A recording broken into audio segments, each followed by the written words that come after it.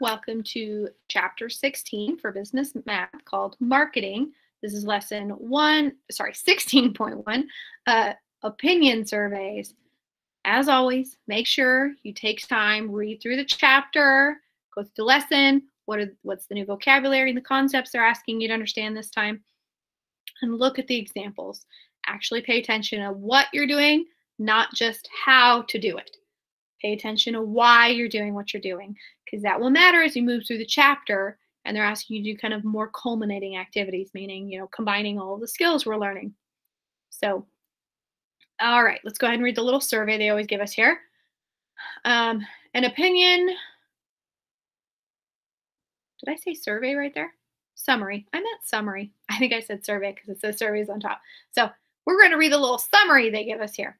An opinion survey can help determine how well a product is received by the buying public. So the percent of a particular response is equal to the number of times a particular response occurs divided by the total number of responses. So this is just kind of a quick way to get some statistical kind of information, basic information just on, percentages of the percent of a particular response. So if we have a yes, no type questionnaire, we can know how many people answered yes, how many people answered no, based on a percent real quick. It's really easy to look at. If you know 80% of people answered a question yes and 20% answered no, okay, well that's pretty good opinion, or pretty good option on yes. Move forward with that question. If it's a no and we were flipped and it was 80% no and 20% yes, okay, well, maybe, something went wrong there with that product. And it would depend on the question, of course. So let's go ahead and look at this first piece here. We have the registrar's office conducted a survey on the Student Orientation and Registration, SAR program. The 380 students surveyed were asked to choose one question for this answer. One answer for this question. Reading funny today. If you consult a counselor, why? The choices and number of responses received for each are shown in the table. So here are the responses. This is the total number again, and they told us that up here. 380 students were surveyed. So that's the total that they're talking about in the bottom of this formula here. Total number of responses. And then we need to calculate what percent responded to each answer based on the number of times that particular response occurred. So counselor understood situation, 95 responses. So we're going to go 95 divided by 380. 380, sorry, it's not and. There's no decimal there. So 95 divided by 380. And that'll tell us the percent here. Make sure you multiply by 100 once you get the answer, because that'll move the decimal over into the percent for you. Because they're looking for percents here, not the decimal version. So you need to convert it to a percent. So same thing on this one. Counselor helps me with registration. 146 responses out of 380. So 146 divided by 380. Sorry, that doesn't look like a divide sign.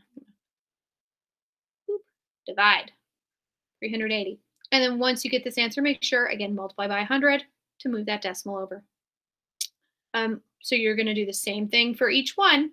You have 82 responses for counselor gives good advice, so 82 divided by your 380. Counselor makes referrals for special situations, 57 responses, so 57 out of 380. Remember, this is not the answer. This is the calculation you need to do. So you actually have to go through and do the calculation. I'm not doing that for you. I'm just kind of setting it up, showing you what to do. What does all the wording here mean? Kind of an idea. So make sure you finish that off. You should have one number that goes in here after you do your calculation for each one of these. I didn't write out the other two here, but I'm very positive that you can go through and figure those out because I said them out loud. If you add these up, you'll get the 380. So same thing here, if you add the percents up, once you have these four filled in, you should have, and this is part of the answer, but I'll go ahead and fill this one in, you should have 100%. So when you add these four numbers up, you should get 100% of this because 380 out of 380 completed the survey. So if you don't total 100% here, go back and check your math and make sure you did it correctly, because something must be missing. All right, your company is conducting an opinion survey about the new kitten brand cat food. The response to the question, would you buy kitten again? Were as follows, and kitten is the brand of the cat food, not would you buy a kitten, but kitten, the brand. So there's definitely, probably, possibly, no. These are the answers that they could give. So, and then they divided it up here by age group as well.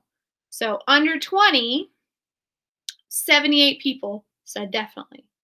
20 to 30, 44 people said definitely. 31 to 40, 84 people said definitely. So this is, you know, a two-way table here. You have to pay attention to what age bracket are you looking at, and then which response are you looking for? Definitely, probably, possibly, no. So one thing we need to do first is complete the table above and answer the questions to the nearest 10th of a percent. So first, we need to complete the table above. So you notice that there's a total row that has nothing in it here. This whole total row is missing. So you're going to need to total all of these up so that we have kind of subtotals. They're not the total, because this is just the subtotal for people under 20, what they responded with. So you're literally just going to add straight down on each one of these. So then you're going to have a subtotal here for 20 to 30, and then another one for 31 to 40, and another one for over 40. They also want you to total going this way.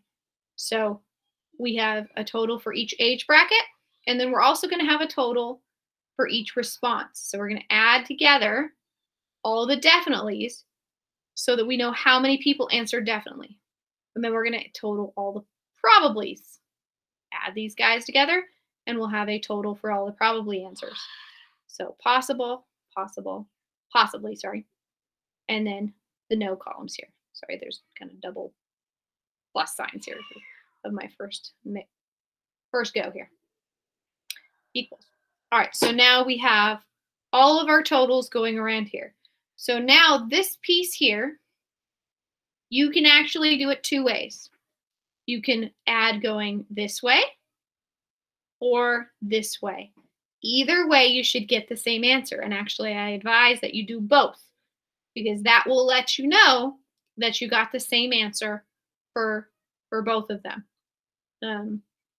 Because then it's kind of like checking your answer there. If you add across the bottom and then you add going down, you should end up with the same exact number in that bottom corner. All right. So let's look at the questions they have here. So we have, what percent of consumers in the 20 to 30 group gave a no response compared to the total number of responses? So we want the total number, not just the no column or row here. We want the total. So we go to 20, 30 here, and then we want the no, so 18, right? So we have 18 divided by, and we need this number here to divide, okay? So that'll give you, and I'm going to go ahead and leave that there. I don't know why I was erasing that. All right, what percent of total responses was in the 31 to 40 age group? So total responses. We need to know the total here, so you have to, make sure you have that filled in already, because I don't have it totaled for you. And you're going to divide that again by how many people participated. So you have to fill out this whole table to have all the pieces for your percentage calculation, because this next one would quite literally just be two boxes. I need the total of 31 to 40 on top divided by this corner number, which is the total number of people surveyed. What percent of consumers gave a definitely or probably response? So in this one, we want to go all the way to the end, and I want to know how many people did definitely and probably. So I want to add these two together because I want both. And then I'll divide by the total number of people surveyed to give me the kind of combined answer there. All right, so let me see. 6.1, we do have a second page here. Let me scroll up just a little bit. All right, so 70% of probably and definitely responses are needed for the new product to succeed. What do you advise Kitten to do? So this, you're going to look at your answer for part C.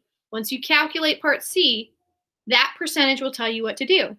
If 70% of probably and definitely responses are needed, then we need to look at that answer. If it's 70 or above, then maybe you'll advise them to move ahead with their Kitten brand. If it's 70 or below 70, sorry, like 69% or below, then maybe you should advise them not to move forward because it doesn't meet their 70% guideline. So it all depends on part C. What answer do you get there? And then what do you advise them to do based on that answer? And again, they're looking for 70%. So it's either going to be 70 or above or below 70. Okay. All right. So this last piece here, very similar to kind of what we did on the other one, just very much smaller table, not as crazy looking table on this one.